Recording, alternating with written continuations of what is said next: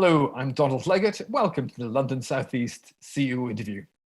I'm joined today by Paul Langworthy, CEO of 7digital, listed on AIM and focused on becoming a global leader in the B2B digital music solutions slot. The company has a massive 80 million music track back catalogue, and it white labels music streaming and radio services for clients. Welcome, Paul, and thank you for joining us today. Hello, Donald. Pleasure to be here.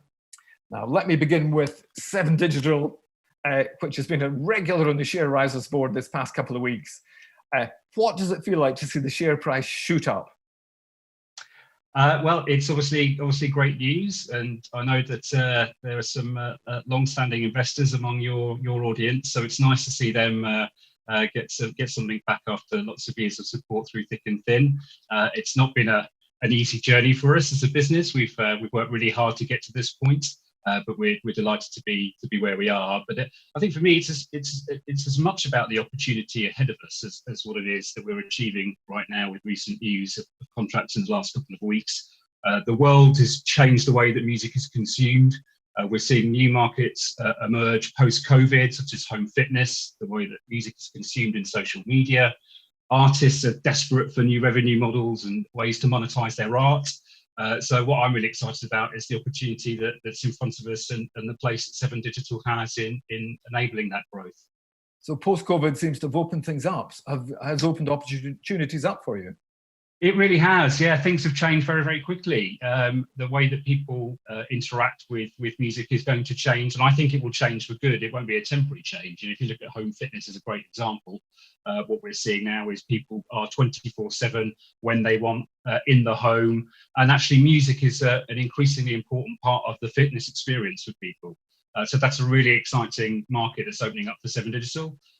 Social media, as you've seen with our announcement with Triller, that is an increasingly expanding domain for music consumption and the way it influences music culture. So we're, again, very excited about that and looking at that opportunity. But as I say, artists are desperate for new ways to monetize their art. The touring industry is pretty much closed down. So they're looking at ways to which they can create new revenue streams for themselves. And we're really well positioned to help enable that. Okay, you mentioned Triller. The contract you signed with Triller made the share price shoot up 100%. What an amazing moment. Why are Triller significant? Well, Triller is significant because their scale. They already have 65 million users globally, and they are the most downloaded app in 50 countries across the planet. So be in no doubt, they're a significant player in this space. Does that make them bigger than TikTok?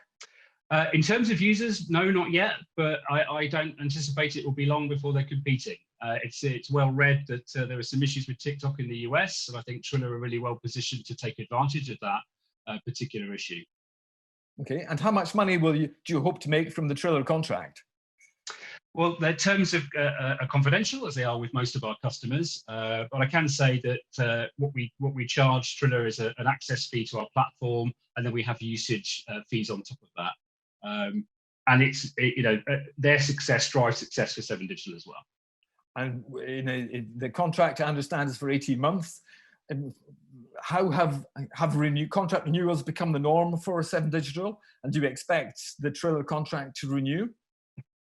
Yes, contract renewals at 7digital, we have a lot of success with the renewal process. We rarely, and generally speaking, rarely lose a customer contract to a competitor. So we usually have a very high success rate for renewals of contracts with our client base. And this is the second term that we've had with Triller. So we expect that to continue for a much longer term. And of course, the share price kicked in again. I understand it was because President Trump signed up for Triller. Is that true?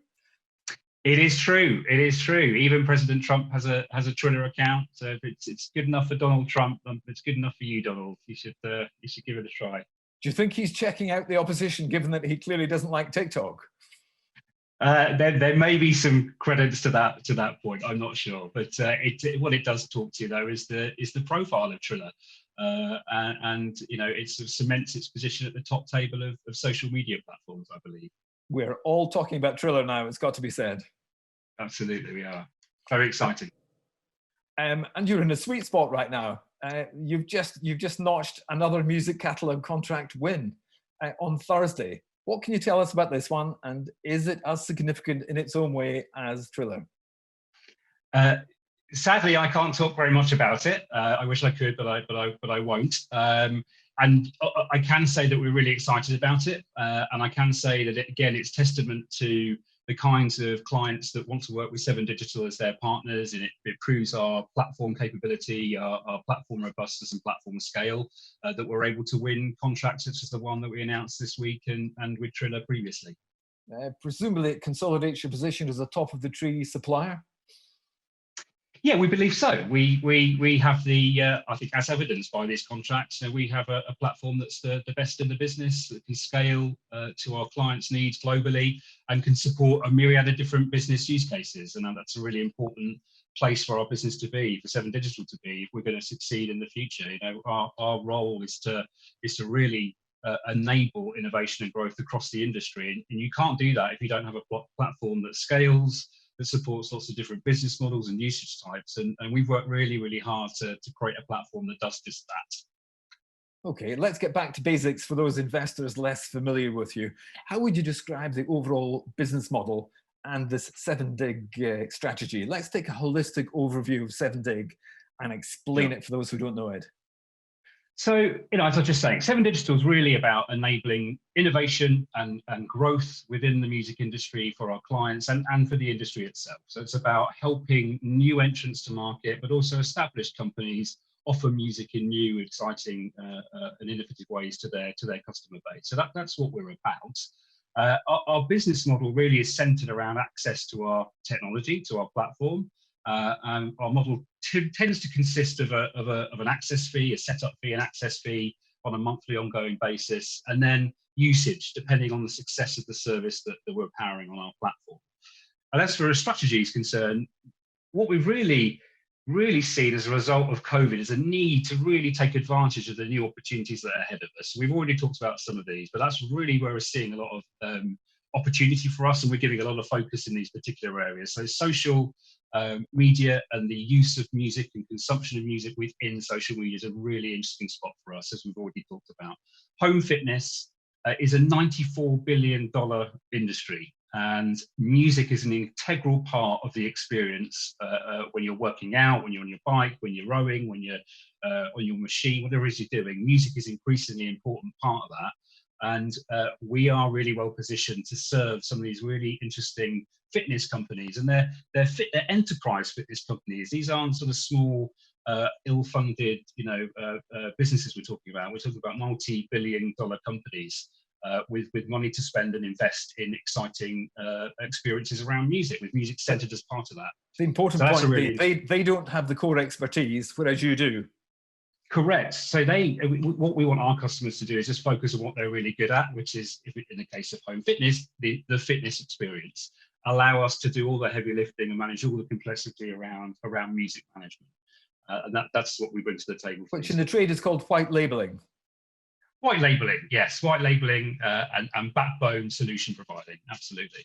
Fantastic. And then the third area we're really looking at now is as I say, artists are just desperate to try and find new revenue.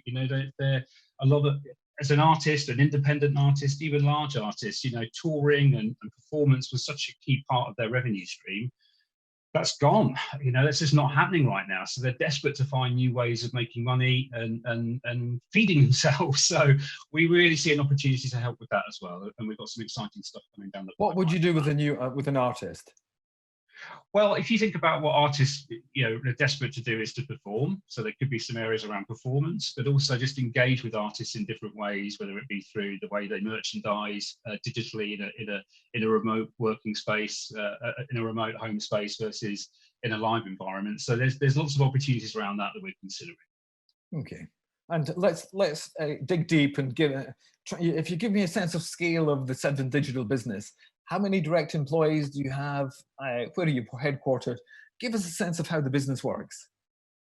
We are based in London. We have an office in Manchester as well. We're about 60 employees across both our creative and our technology business. We have a really amazing team full of talent and commitment. we're quite lean in terms of the kind of scale of our business. We have 45 clients and a technology platform that's supporting that, and a catalogue of 80 million tracks. And we're ingesting 1 million new tracks a month at least, and that needs a little bit of support within the team. But we have a fantastic tech team that are hyper focused on creating the most scalable and reliable platform. We've just brought in some new product talent. We have a new product lead who we're really excited about that's joined our team.